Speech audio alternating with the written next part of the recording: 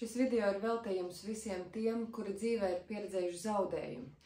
Vienalga, vai tas ir tuva cilvēka nāves gadījums, vai tā ir šķiršanās, tas pat var būt kādas tuvas mīļas lietas, vai mājas nodegšana, pazušana.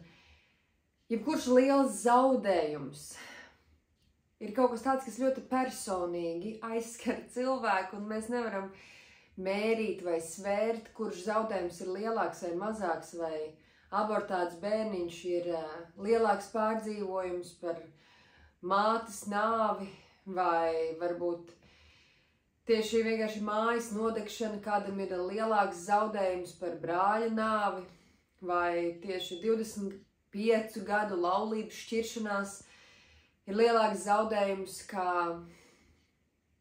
jebkas cits. Cik jūs sapratāt, ko es gribu pateikt. Šis video ir par skumjām, šis video ir par sērām, šis video ir par zaudējumu.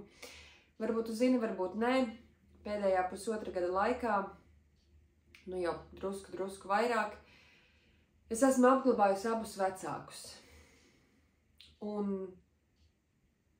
protams, ka vecāku zaudējums ir viens no lielākajiem, kas var būt, jo mums ir tikai viena mamma, un tikai viens tētis, un tikai vienreiz dzīvē viņi mirst. Un tā nu gadījies ir, ka manā dzīvē tas ir pietiekami agri. Viņi bija salīdzinoši jauni, ap 60 gadiem abiem, un viņi aizgāja. Un skumjas ir kaut kas tāds, ko es jau sen zināju, ka skumjas tā tad ir 4. jeb sirds čakras, anahatas čakras bloks. Un es vienmēr tā arī to redzēju un zināju, un es zināju, kas ir skumjas, es izjūtu skumjas, tomēr es nezināju, cik daudz skumju ir manī jau kopš bērnības, un es nezināju un neiedziļinājos skumju mehānikā, ikdienā, pirms tam, kad man vajadzēja izsērot vecākus. Un tā nu gadījies, kā ne, ka skumjas var tieši atlaist un transformēt caur stāstiem. Mēs dziedinam sirdi caur stāstiem. Un tādēļ arī šodienā es stāstīšu savu stāstu un reizē stāstīšu par to, kā vispār funkcionē skumjas un kā mēs viņus varam atpazīt. Tā nav vienkārši bēdīga sajūta. Tādēļ, ka bieži vien cilvēki izvēlas nejust vispār sajūtas. Tomēr pat domu mehānikā, ikdienas pieredzēšanā un uzmanības virzīšanas pārmainībā mēs varam novērot, par ko mēs skumstam. Pirms kaut kādiem dažiem gadiem 9 sauļu nometnē Hellingera izlikumā man aizvietotāji sacīja, man ir liels skumjas krūtīs. Un es vēl nodomāju, es nezinu, par ko man nav liela skumja. Es nezinu, par ko es skumstu. Un tajā pašā laikā, tagad, es atskatoties redzu daudz, par ko es skumu, un man bija daudz, par ko skumt, un tās bija valīdas, reālas skumjas, kuras vienkārši bija neizprastas un neizdzīvotas. Un sēras un skumjas ir kaut kas tāds, ko mēs attaisam vaļā, kad mēs pieņemam šīs pasaules paradoxālo dabu. Jo skumjas nozīmē konfliktējošas enerģijas, konfliktējošas domas vai atmiņas par kaut ko. Šajā gadījumā, piemēram, mana mamma nomira ļoti pēkšņi. Šitā. Mēs ēdām vakariņas, un nākamajā mirklī viņas nebija. Tētis gāja prom ilgi. Aizgāja ar vēzi. Šīs ir divas pilnīgi dažādas pieredzes. Un es varbūt pieminēšu, kā viņas atšķiras manā sajūtā. Un atkal, skumjas un viss pārējais īstenībā ir super subjektīvi. Tam ir objektīva mehānika, bet super subjektīva perspektīva. Tas nozīmē, ka Šajā gadījumā tikai tad, kad tētis nomira, jo mamma aizgāja tātad pirmā, mēs jau zinājām, ka tētim ir vēzis tajā mirklī. Būtībā mēs tā kā gatavojāmies, var teikt, lēnām izprotot, kad viņš var aiziet, viņš var izķeproties, bet viņš var aiziet. Un tad mamma aizgāja pēkšņi, šitā vienkārši pēkšņi. Citu vārdu nav. Un tikai pēc tam, kad tētis aizgāja, mammas nāves izsērošana sākās pa īstam, jo tad nebija laika sērot. Nu, ko man nebija laika? Protams, ka es sēroju mammu, tās sāpes bija briesmīgas, un es tajās gāju iekšā. Tomēr tad kaut kā tas pārmetās visus to, ka tētim paliek ar vien sliktāk, un viss fokus aizgāja uz turieni. Un tad, kad ir atmiņa par šiem cilvēkiem, kāpēc ir sēras un skumjas, es viņus neatceros vienkārši kā cilvēkus. Vai pareizi sakot, nu jau sāku lēnām to tā ieraudzīt, tāpēc, ka es strādāju ar to. Bet kā bija sākumā? Sākumā es vai nu atcerējos visu briesmīgo vai visu skaisto. Tikai to, cik ļoti man pietrūkst un cik ļoti es dusmojos vēl par kaut ko, ja? Vai visas emocijas, kas bija nepateiktas vai kas bija sēdējuši iekšā, pēkšņi izkāpa ārā. Viss, kas nebija tik svarīgs vai viss, kas kaut kādā mērā vienkārši likās pašsaprotams, pēkšņi bija liels, pēkšņi bija spilgtā krāsā. Konstatējušas emocijas nozīmē, ka es atceros mammas alkoholismu un to, kā es uz viņu dusmojos. Es atceros to kaunu, ko es izjūtu skolā, kad mamma atbrauc uz nometni pakaļ dzērusi. Es atceros to kaunu, kas man bija jāpieredz, kad es viņu nevarēju pamodināt vai ka es viņu pieķēru dzeram kaut kur slēpjoties. Un reizē es atceros, cik nenormāli man pietrūkst mūsu saruna, cik viņa bija inteliģenta, cik viņa bija radoša. Cik viņi vienmēr interesanti, kaut ko izdomāja, kaut ko pilnīgi negaidītu. Es atceros vienreiz salīdzinoši nesen, vienkārši mēs atbraucam pie viņas ciemos, vispār vienkārši Jākabam par godu mazam bērnam. Viņa bija pie savas lustras sakarinājusi lentītes ar končām iekšā. Nu, tā kā konfekts vienkārši piekarinājusi daudz lentīties pie lielas lustras. Un mums likās tik random, bet tik stilīgi. Vai kā viņa remontēja māju, kā viņa pārgleznoja mēbeles vai sienas, cik labi viņa atcerējās kaut kādas lietas, ko viņa ir lasījusi skolā, kā viņa zināja tālavas taurētāju no galvas līdz pat pēdējai dienai. Un cik ļoti viņa pieņēma mani, cik ļoti liela bija viņas sirds, cik ļoti cilvēcīga viņa bija. Un tās ir tā kā pilnīgi dažādas realitātes, cik ļoti man sāpīgas bija kaut kādas viņas izvēles, cik ļoti man kaut kas bija nepatīkami, reizē, cik ļoti es viņu apbrīnoju. Es no viņas mācījos vieglumu, flirtu ar dzīvi. Viņa dzīvoja pēc saviem noteikumiem. Un skumjas ir neredzēt cilvēku vienkārši kā ir, bet mētāties caur šīm emocijām. Varbūt kādam no jums ir vieglāk to attiecināt, kas nav zaudējis nāvei tuvu cilvēku, attiecināt uz šķiršanos. Bieži vien mēs arī atceramies bijušos vai nu tikai lieliskos brīžus, vai nu tikai tas briesmīgos, viņš bija tur briesmīgs narcis, jā, vai, bet viņš man tur kaut ko tur skaisti uzdāvināja, vai es tādi pārsteigumi, es nezinu kaut ko. Un tajā pašā laikā, kamēr mēs atceramies tikai vienu vai tikai otru, tā arī var būt. Dievs mans bijušais bija tikai brīnišķīgs, tāds ārprātīgi, ka nekad mūžā vairs tā neradīšu, vai arī viņš bija tikai pilnīgs loks, ja? Arī tās ir skumjas.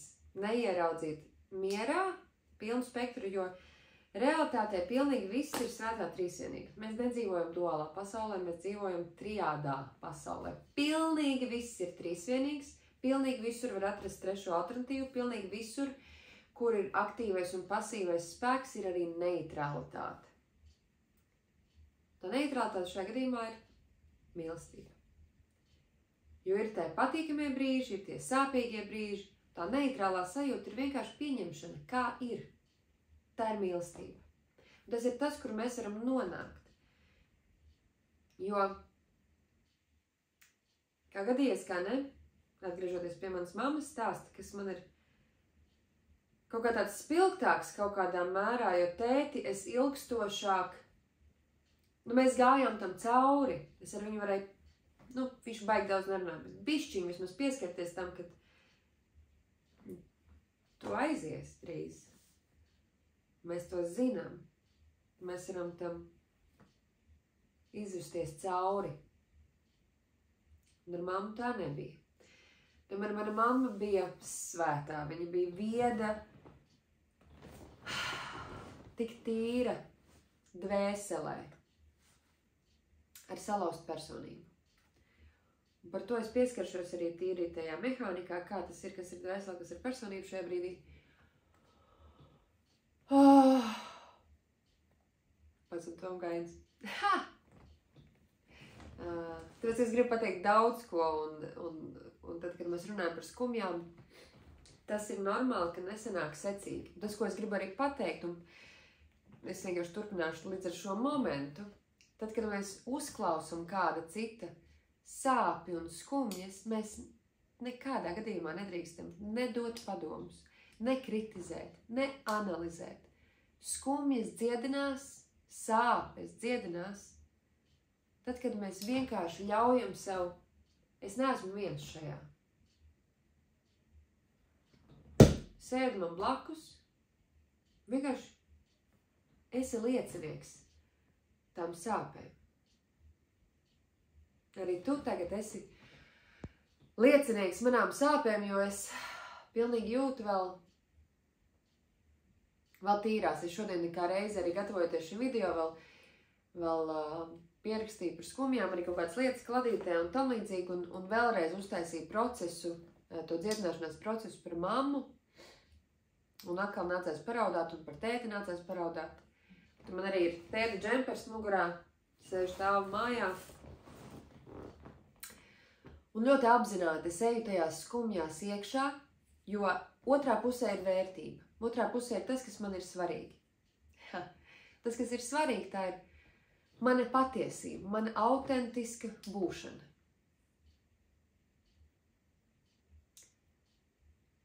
Kādēļ ir svarīgi uzklausīt skumjas bez analizēšanas un stāstīt skumjas bez analizēšanas?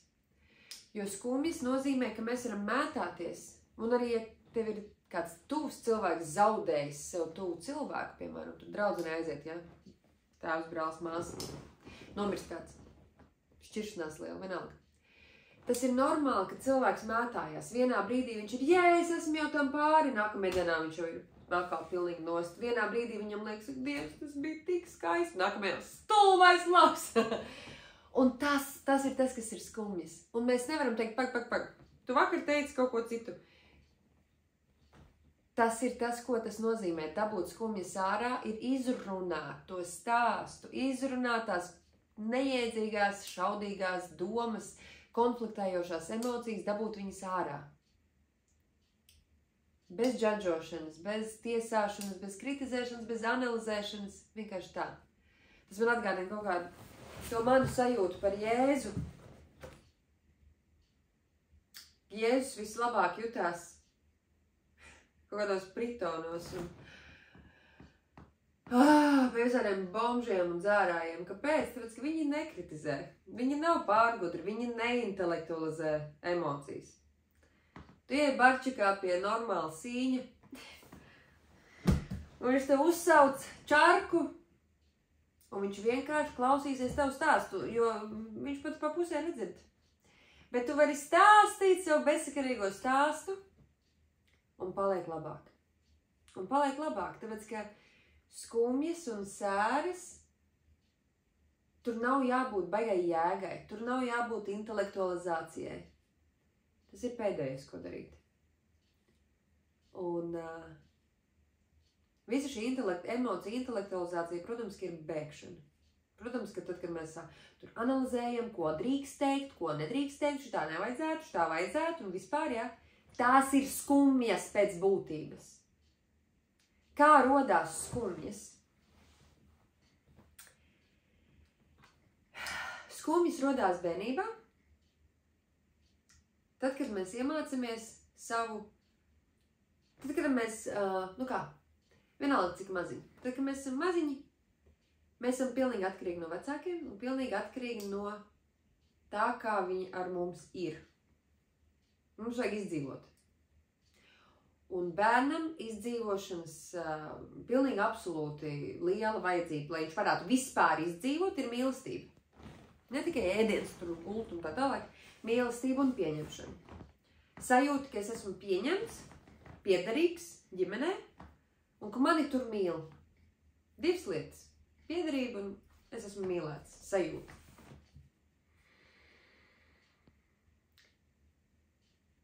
Ir paveikties varbūt dažiem cilvēkiem uz planētas, kuriem ir svētie, superapzinātie vecāki. Visiem pārējiem, protams, ka mēs ejam cauri vecākiem, kuri nav izcili beznosacījuma mīlestībā. Un tad, kad nav beznosacījuma mīlestība, tad mēs iemācāmies, ka, šitādu mani nemīl. Un tas ir pilnīgi vienalga kādu. Varbūt tu esi vēl krutāks par tiem vecākiem, un vecākiem, kas projicēs savus traumas, tas nav svarīgi. Vecāki mani nemīl. Es izdarīju kaut ko, man noņēma nost uzmanību un vai mīlestību. Tajā brīdī, kad es izdaru kaut ko, man noņem nost uzmanību un vai mīlestību, es iemācos, ka tātad šitā es neesmu mīlēta. Lai es būtu mīlēta, lai es izdzīvotu, lai es saņemtu šo izdzīvošanai vajadzīgo mīlestību un uzmanību, es iemācos savu nepatieso masku kaut kādu uzlikt, un būt tā, lai es saņemtu to vajadzīgo uzmanību un mīlestību. Tas ir vajadzīgs izdzīvošana. Es bez tā nomirtu kā bērniņš. Es bez tā nevaru. Un tad mēs iemācāmies to kaut kādu melīgo savu personību uzlikt un būt tā. Skumjas ir viss tas, kas ir pa virsu mūsu īstajai, patiesajai būtībai. Tas ir tik daudz īstenībā. Līdz es sāku iedzināties skumjās. Es vienmēr zināju skumjas un skumjas. Kaut kā caur parapsiholoģiju to studējot, es to zināju un izrādās nemaz ar tik ļoti nezināju, tāpēc, ka tas ir pārāk daudz, es nezināju, cik daudz tas ir. Jo tas ir par visām konfliktējošām emocijām, par visu, kas ir bijis skaists un briesmīgs. Es nenormāli skumstu par mūsu planētu. Es to zināju jau iepriekš. Jo man ir bijuši ceļojumi, kur man nenormāli sāp sirds par to, kas notiek uz planētas un par to, kā jūtas pati planēta. Es atceros, cik ārkārtīgi es pārdzīvoju un raudāju, kad dega Sibīrijas un Amazonas meži, burtiski nodega čakras, plaušas mūsu mātei, zemei un arī par civilizāciju, par cilvēkiem. Man ir gan dusmas uz cilvēkiem, un zem dusmām ir skumjas par to, cik gan cilvēki ir reizē skaisti un briesmīgi. Un ir šīs konfliktējošās emocijas. Es nevaru ciest, kā cilvēki uzvedās, un es dievinu cilvēkus reizē. Un kādu laiku atpakaļ, 3 gadu atpakaļ aptuveni, es sāku praktizēt izteikti šo pieņemt kā ir. Apzināti redzēt neemocionāli kā ir. Tas bija pirmie soļi no pilnīgi cita gala, no pilnīgi citas prakses, ārā no skumjām. Tajā pašā laikā ir ļoti dīvaini būt bez skumjām par pasauli, jo visa pārējā realitāte ir ļoti dziļās skumjās. un to izvēlas nejust vai vienkārši neatzīt, vai, protams, tāpat kā es arī agrāk nezinu, kas tas ir. Neatpazīstu to, kā tas ir.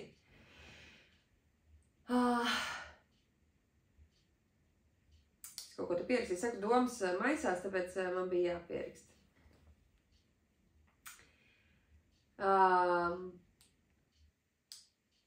Tad, kad mēs skumstam, mēs ieejam iekšpusē. Un, kad mēs dziļi ejam iekšpusē, mēs izjūtam depresiju. Depresija arī ir skumjas. Depresija arī ir atskatīties uz dzīvi un redzēt pagātni kā ļoti skaistu un ļoti briesmīgu reizē. Un nespēt atgriezties atpakaļ tagadnē. Tāpēc, ka tagadnē nav ne kaut kas tas ļoti briesmīgais, ne kaut kas tas ļoti skaistais, kas ļautu justies piederīgam realitātei, kurā es jūtos dzīve. Un cilvēki arī sāpēs jūtas ļoti dzīvi. Nav obligāti jābūt kaut kam ļoti skaistam. Visiem ir sāpes. Pilnīgi visiem ir sāpes. Un šeit uz zemes ir sāpes un ir problēmas. Tā tas vienkārši ir. Un agrāk man likās, ka tad, kad es izdziedināšos, tad gan man nebūs ne problēmu, ne sāpju. Bet tā nav. Tā nav. Un ir tīpaši skumjas ir tās, kuras liek man rakstura profesionāļiem, dažādiem kočiem, psihologiem, meistariem, terapeitiem, nestāstīt par savām dzīves problēmām, ja viņiem sirds ir aizbuļķēta ar skumjām. Tāpēc, kad ir tas priekšstats, ka ja es stāstīšu par savām kaut kādām problēmām, tad mani neuztvers kā labu koču, psihologu, vai kaut ko tam līdzīgu terapeitu, tāpēc, ka, ja jau es esmu terapeits, tad man ir jābūt tur kaut kādam perfektam. Perfekcija ir traumas reakcija, vispār bāzītējiem. Un skumjas ir tās, kas neļauj dalīties ar to, kā ir. Ir tā. Un šobrīd, kad es taisu šo video, es saprotu, cik man ir svarīgi to izstāstīt gan no perspektīvas mans stāsts, gan no perspektīvas ieraugiet, kā ir skumt, un ļaujiet sev skumt. Es gribu, lai šis video ir arī atļaut tev skumt un ieraudzīt skumjas, jo tās ver vaļā sirdi un atklāt sakot, ejot cauri tieši skumju praksēm, mēs varam atvērt patiesībā visu. Jā, sirds ir kā centrālais punkts. Līdz ar to arī visu pārējo katrā čakrā, katrā vietā, mums ir citas prakses, varbūt kā vieglāk tur tikt klāt, viena vai otrai enerģijai, blokam un tā tālāk, traumai. Tad ir patiesībā, ja tā ļoti grib caur sirdi, var tikt visam klāt. Lūk.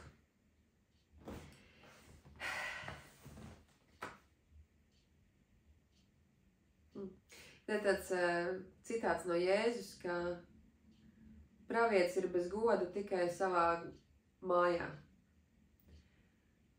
Un tas ir stāsts par to, kā es arī esmu parapsihologs, terapeits, tad es strādāju ar cilvēkiem, pati sevi velku ārā no visa kā, bet es nevarēju palīdzēt vecākiem.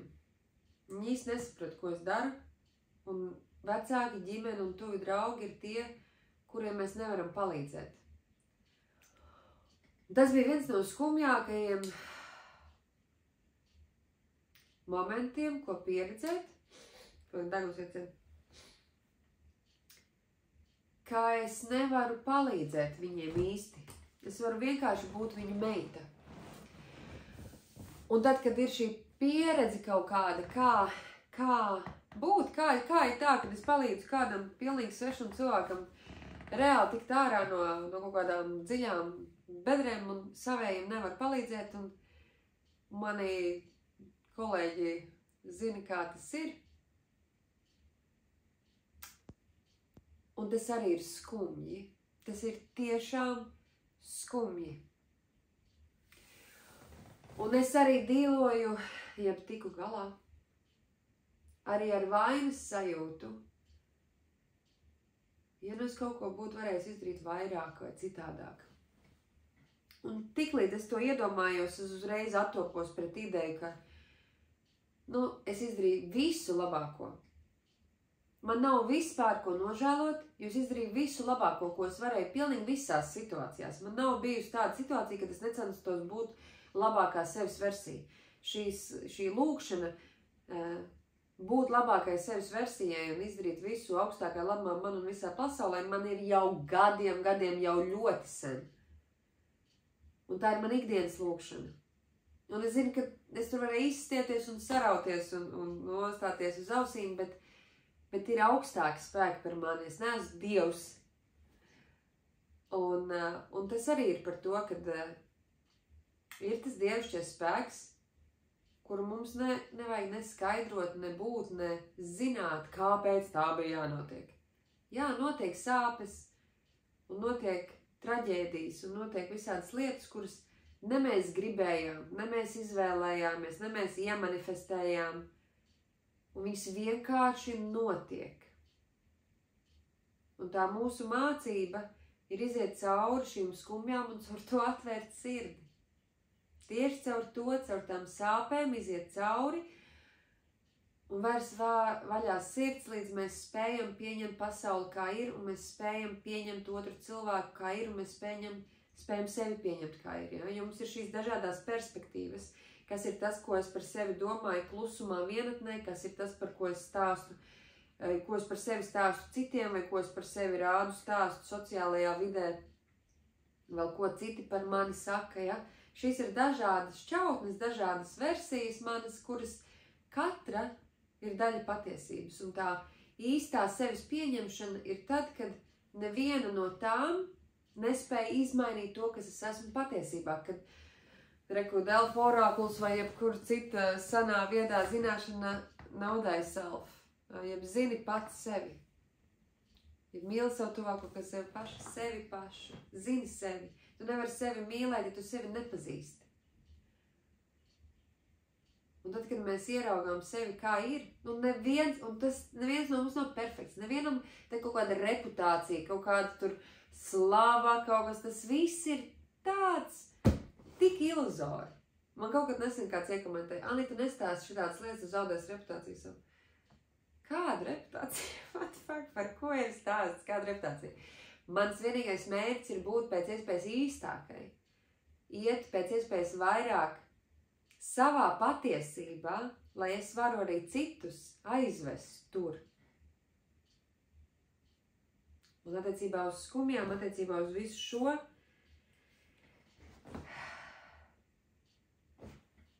tas, kas palīdz katram vienam no mums ienākt tajā pilnīgā sevis pieņemšanā, pilnīgā mīlestībā, ja es nevaru sevi pieņemt, nevaru citus pieņemt, ja, ir būt apzinātībā, apziņā, sajūtā, ka savā neglītākajā, briesmīgākajā brīdī es neesmu viena. Tad, kad man visvairāk sāp vai es visvairāk sev nepatīku, ir kāds, kurš man pasaka, ir ok. Nevis tur viss būs kārtībā. Nevis viss, kas notiek uz labu, viss šitie muļķībiņas, bērndārs tāds, jā. Tas nav par mīlestību, tas nav par patiesību. Patiesība un mīlestība apvienojas tad, kad ir ok, kad tev nenoraustās ne acu plakstiņš, kad kāds stāsta savus dziļākos, tumšākos, sarežģītākos nostūrus, un tu vari vienkārši būt ar to. Neanalizēt, nepārmest, nepriecāties, būt neitralitātē. Tā ir tā mīlestība, būt neitrālam tajā vidē, tajā pašā laikā, kad pašam tas notiek būt tajā iekšā pa īstam un staigāt pa visu spektru, neizlaižot neko. Pieņemot gan visbriesmīgāko, gan visskaistāko un iemācoties to paņemt reizē. kad mēs ieraugam to reizē, rodas trešais punkts - neutralitāte. Un tas ir būtībā tas, kā iet ārā no skumjām.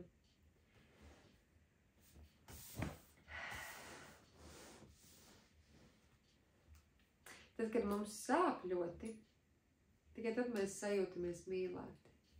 Tas ir paradoxāli. Bet tad, kad kāds ir, es esmu bijis diezgan daudz uz skatuves. Tā ir pamestības traumas atbildes reakcija. Tas ir cits video.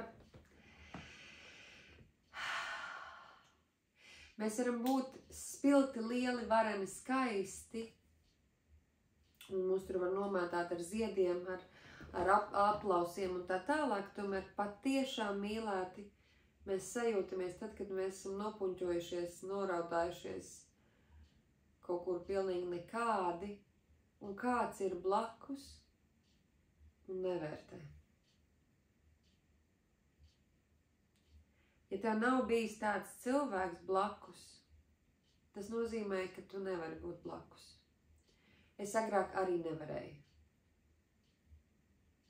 Es nesapratu, ko nozīmē agrāk. Es atceros vidusskolā, piemēram, manai draudzene nomira vecstāvs, kurš viņai bija mīļākais cilvēks ģimenē. Un es tagad pat nevaru saprast īsti, jo man bija ļoti neitrāls skatījums uz to, bet tajā pašā laikā es nevarēju pat tā kā līdzpārdzīvot. Es vienkārši jūtu, ka, jā, tā noteikti cilvēki mirst. Viņi gribēja, lai es kaut kā vairāk viņai līdzpārdzīvoju. Es pat vienmēr viņu vairs nedraudzējos, bet es pat nezinu, kur viņi vispār, kurā valstī viņi dzīvo. Bet es vēl atceros šo gadījumu. Un nāve ir tas brīdis, kad notiek ļoti daudz kas cilvēkā. Tā ir ļoti svēta enerģija, ļoti skaista enerģija. Es ļoti mīlu nāves enerģiju, viņa ļoti sievišķīga. Tieši tāpēc varbūt man bija citādāk ar ietām vecāku nāvēm cauri, jo es ar nāvi esmu strādājusi, un kas ir dzemde, dzīvības un nāves šī spēle dzemdē, tad sievišķās prakses un tādas lietas. Man bija viegli pieņemt faktu, ko nozīmē viegli, salīdzinoši, vieglāk pieņemt faktu par nāvi kā tādu, un es ļāvu tām sērām skumjām iet cauri tam šaudīgajam par to, kādi bija mani vecāki. Jo viņi abi bija fucking amazing. Es to nevaru izstāstīt, un tas nav jāizstāsta. Mēs ar māsu jau par to esam tik daudz runājuši. Mums bija tik sasodīti unikāli vecāki. Nav tā daudziem. Pareizi, kur es nezinu, kam vēl tā ir bijis. Un viņi abi bija fucked up.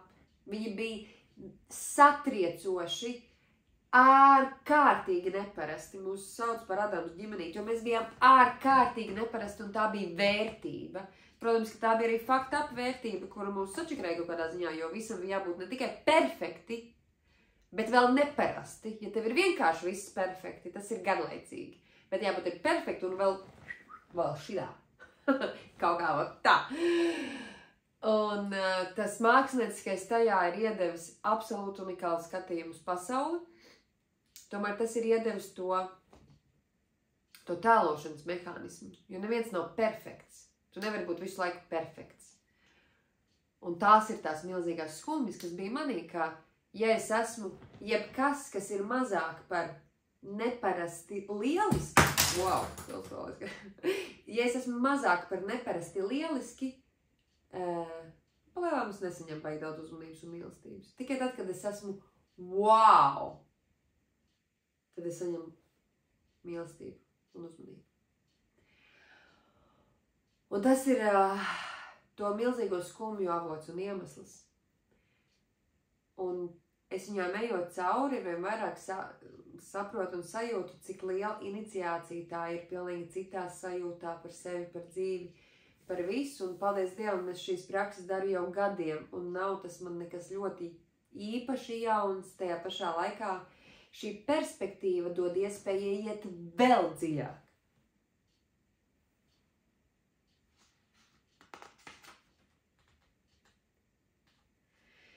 Jā, tas, ko es pierakstīju arī atgādināt tev, ka tikai tāpēc, ka tas ir sāpīgi tagad, nenozīmē, ka tas vienmēr būs sāpīgi. Un tieši tāpēc, kā es vispār tiku ārā no visām savām depresijām, veģetīvām disfonijām, bla, bla, bla, ja tur jau gadiem apakaļ, es ļāvu sev viņās būt. Jo vairāk es ļāvu sev būt tajā sajūtā, jo tad, kad vienkārši nāk domas, es gribu nomirt. Man nav jēgas, vispār no manis ir nulle jēgas, visiem būs labāk, ja es nomiršu. Es gribu nomirt tagad, ja tā doma uznāk, es viņai ļauju būt, es nepratojos vispār. Tad es saku, nu labi, mirstam. Un kaut kas manī nomirst. Un parādās pilnīgi jauns spēks. Kad es iemācījos šo darīt apzināti, tas bija kāds gadus 5 atpakaļ aptuveni, lēnām šo praktizējot, tas ir man izglābs dzīvību. Ir ritīgi. Jo tad, kad uznāk kaut kāda milzīga transformācija, kaut kāda milzīga praksa, ir pacēlus augšā kaut kādu lielu sāpi, tā sāpe var pārņemt visu augumu tā, ka liekas, tas nekad nebeigsies, ka es mūžīgi būšu šī staigājošā sāpe, kurai visur pieskaroties vienkārši sāp, tāpēc, ka sāp tā, kā acis sprākst ārā. Un tieši intelektuālā doma palīdz. Intelekts ir svarīgs instruments, bet ir jāspēj just. Ja mēs varam reizē pilnīgi just to sāpi caur visu augumu, ļaut tam būt. Tāpēc, ka es zinu, ka tas nebūs mūžīgi. Un jo dziļāk es ieiešu tajā sāpē līdz kaulam un ļaušu sev just līdz kaulam, cik nenormāli sāp, jo ātrāk es tikšu ārā. Un tas totāli tā strādā. Totāli tā strādā. Un tā ir arī tā, tas vispār vesela tēma, miedarbības ar vīrišķo un sievišķo cilvēkā, kādās emocijas un sajūtas un dzīvības spēka caurlaidība ir sievišķais, un tas fokus un tā turēšana un tas klātbūtne, es vienkārši teikt, esmu klātesoša, totāli klātesoša tai sāpei, totāli ar viņu esmu, totāli nebēgu nekur, totāli ļauju viņai atslābināties pilnībā savā augumā, savā būtībā, savā apziņā, zemapziņā, ķermenī, visos ķermeņos, pilnībā atslābināties, totāli tur telpu, esmu totāli klātesoša, pilnībā neviena vērtējoša doma, un kad viņi izšķīst, es saku, ok, labais, un tagad nesēžam tajā, ejam tālāk. Jo tas, kas var notikt, protams, mēs varam ieiet kaut kādā tajā upurlomā, bet tā upurloma nozīmē, ka mēs neaizgājām tomēr līdz kaulam tajā. Ka mēs nenomirām līdz kaulam.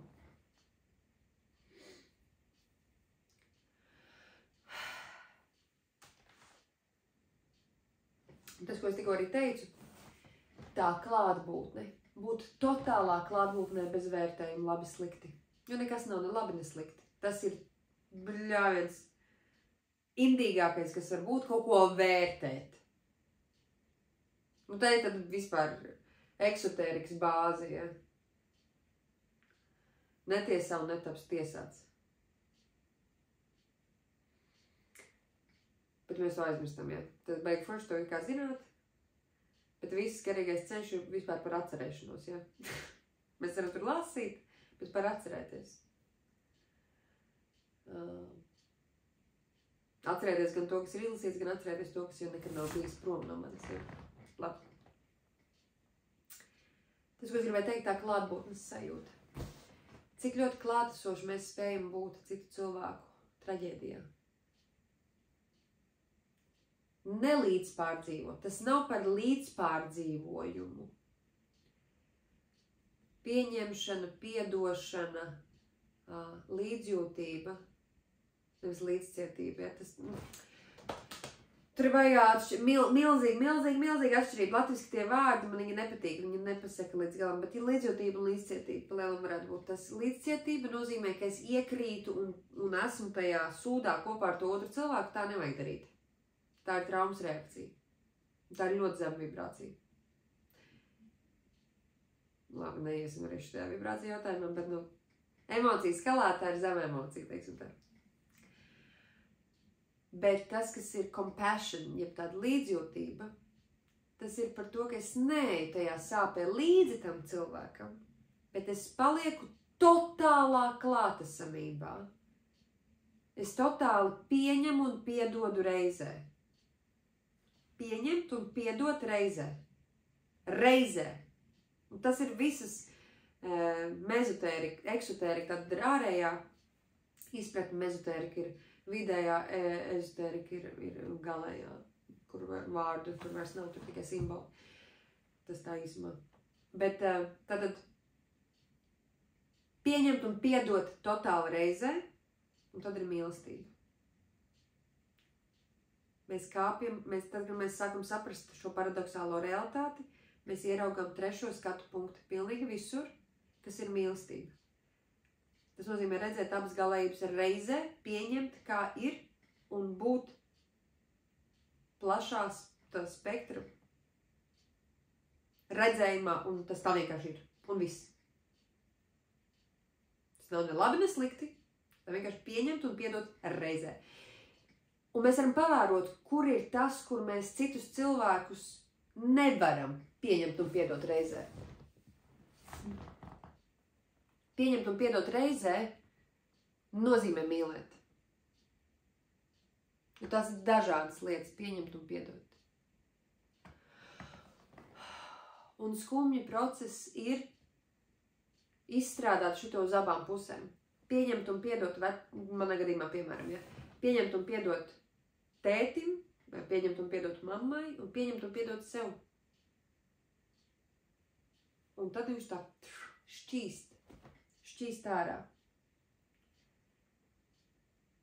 Tāpēc arī retrospektīvi laikam nav visas vārds, bet anyway, dienas grāmatā var ieteikt praksi rakstīt, kas ir tas, kas ir skaistās atmiņas un par to pašu tēmu sliktās atmiņas.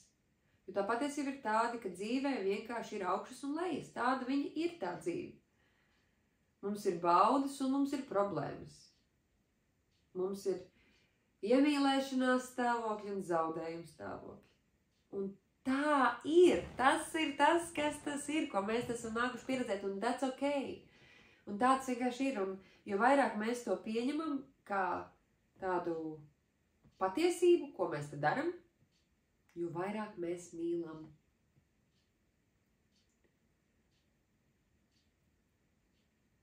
Jā.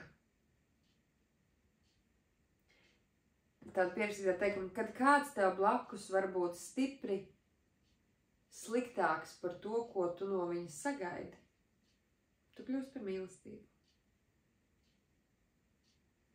Ka viņš drīkst tā būt, ja?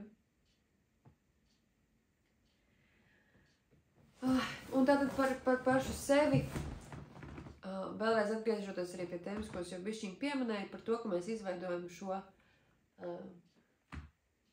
falšo kaut kādu personību attiecībā uz citu cilvēku. Pirmie citi cilvēki, kurus mēs dzīvē pieredzam, tātad ir mūsu vecāki. Un tad, kad mēs gribam izdzīvot, ja mums ir vajadzīga viņa pieņemšana un piedošana un mīlestība un uzmanība, tad mēs iemācamies to personību kaut kādu. Un tas ir vienalga, kas vai nu tu kļūsti par klases klaunu, tāpēc, lai visi tur ir priecīgi, vai nu tu kļūsti par kaut kādu emo bērnu, vai tu kļūsti par ļoti ērtu un paklausīgu, vai tu kļūsti par ļoti gudru. Jā, piemēram, mans stāsts bija perfektai jābūt, ir pat, kā jau es teicu, ne tikai perfektai, neparastai perfektai. Viņš viss izdarīt uz 10 un vēl ar jumtiņu. Mans bija normāli, mans bija totāli normāli.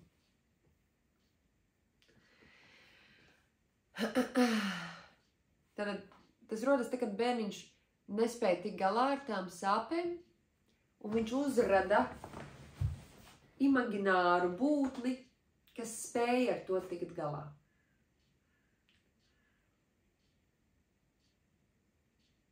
Mēs varam novērot lieliskus cilvēkus.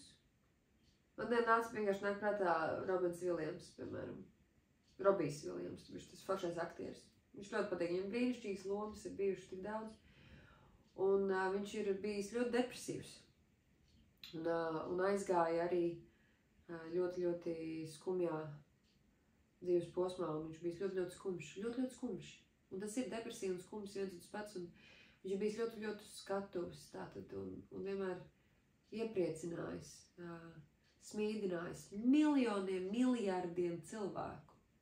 Cik dziļas ir bijuši viņa skumjas. Tā mēs daram. Tas ir viens no tādiem jautājumiem, ko var uzdot sev, un rakstīt dienas grāmatā atbildi kaut vai. Kas ir tas, kā pieņemšanu vai tādu atzinību es augstu visvairāk? Un par ko man ir jākļūst, lai es to dabūtu? Tāpēc manā gadījumā, man bija jābūt par kaut ko super neparastu, ekstraordināru un izcilu, lai es būtu pieņemta tagad, kāda es esmu. Un es esmu līdz ar to kļuvusi brīnišķīgi. Man liekas, es mahu ienākā, vienkārši man es mīlu sev, reāli. Tajā pašā laikā tas ir tikai tāpēc, ka pēdējos gadus esmu sev ļoti pieņēmusi tajā miskastē kaut kādā, tajā nespēkā, tajā visos iespējamos veidos. Šis video ir bijis haotisks, šis video ir bijis vienalga, man ir pilnīgi vienalga. Tas ir mans stāsts, tas ir stāsts par skumjām, un tādas viņas ir. Un tas ļoti, man vienkārši ļoti iet kopā ar pamestības traumu, jo tā, ka mēs pametam sevi, mēs kļūstam par šo melīgo personību, un mēs meklējam to atzinību, mēs meklējam to, kurš mūs atzīst par gana labiem esam. Citreiz tie ir draugi, kur atzinību mēs meklējam, tad mēs aizjām tieši pilnīgā dumpinieciskumā. Citreiz mēs sākam lietot narkotikas, alkoholu, cigaretes, vēl kaut ko, tāpēc, ka mums ir vajadzīgs iederēties starp draugiem vai starp vispār kaut kādu cilvēku bariņu. Jā. Tas viss iet roku rokā. Tas viss ir ļoti interesanti. Un pats foršākais visā tajā ir tas, ka tas ir fucking dziedināms. Tas nav nekāds nāves spriedums. Tas nav nekas pārāk briesmīgs. Bišķi pieliekam darbu, bišķi zinām, kas jādara.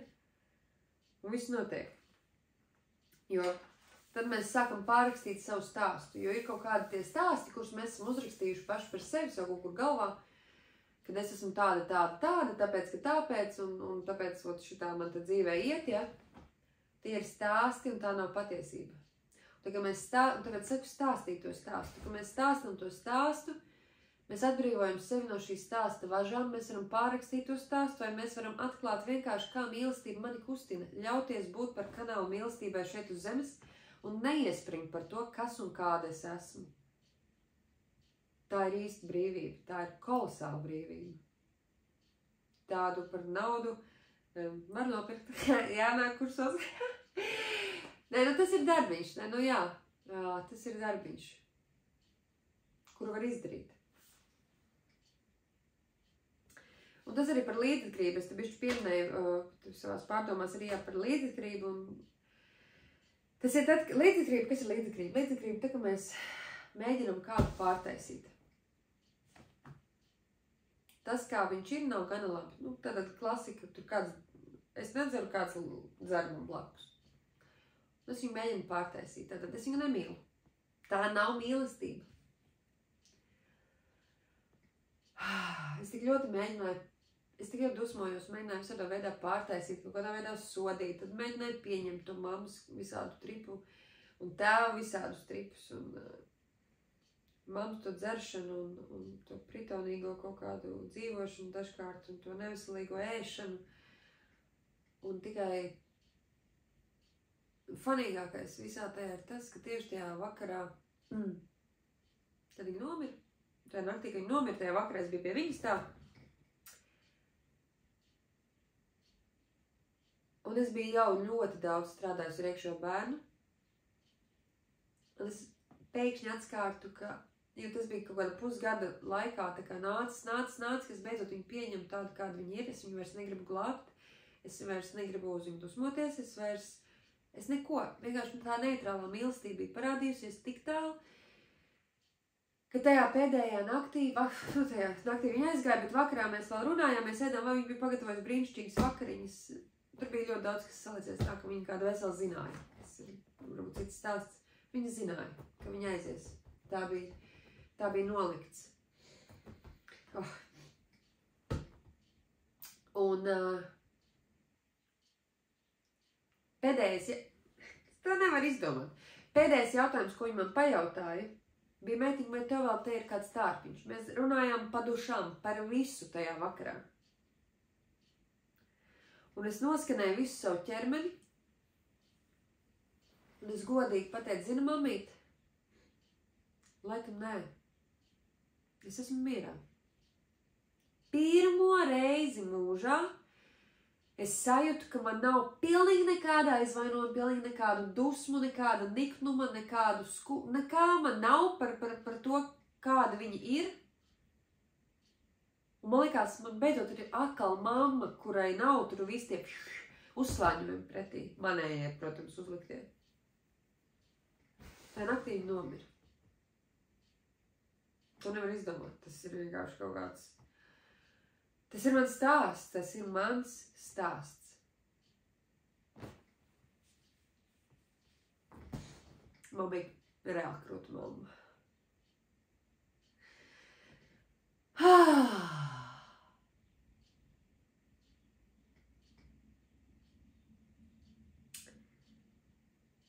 Mīlēt nozīmē, ka tu mīli to cilvēku visu, kāds viņš ir. Alkoholists, narkomāns, gejs, lesbiete, slepkava, loks, da vienalga. Tādu, kāds ir, ar visu. Un neko tu negribi mainīt. Tā ir mīlestība.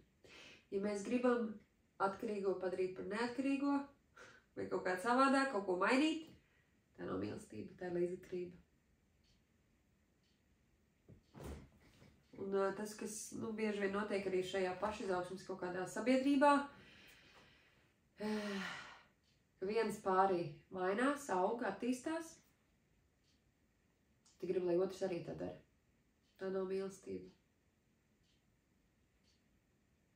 Tā ir līdzatkarība. Tikai tāpēc, ka es mainos, nenozīmē, ka tev ir jāmainās. Tikai tāpēc, ka es augu liela, kā skaistā, nenozīmē, ka tev tā ir jāgrib un jāvar. Tikai tāpēc, ka mana vērtība ir iet paplašinājumā un veselībā, nenozīmē, ka tev tā ir jādara.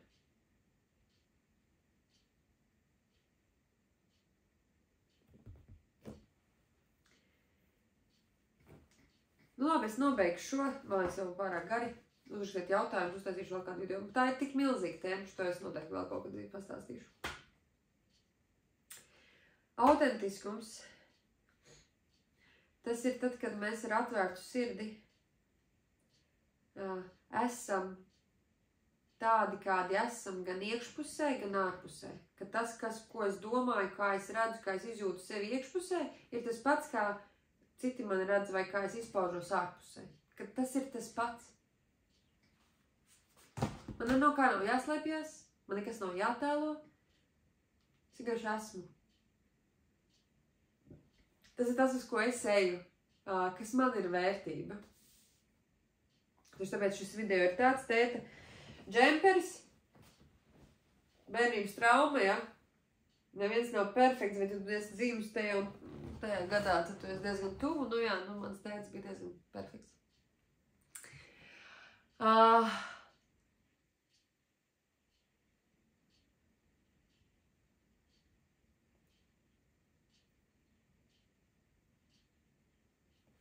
Mēs esam iemācījušies, ka ir kaut kādas īpašības, sajūtas, lietas, kas ir mīlamas un ir, kas nav. To atmācīties ir darbs ar skumjām. Iemācīties visu just un redzēt no neutralitātes skatu punkta, ka ir vienkārši tā, kā ir. Ir problēmas, ir sāpes, un mēs kā pieaugušie viņas ejam un risinām. Vienkārši tā. Viņas vienkārši būs, viņas vienkārši ir, un tas vienkārši ir jādara. Tāpēc, ka tā ir dzīve. Tā te ir. Tas nav ne labi, ne slikti, tas tā vienkārši ir.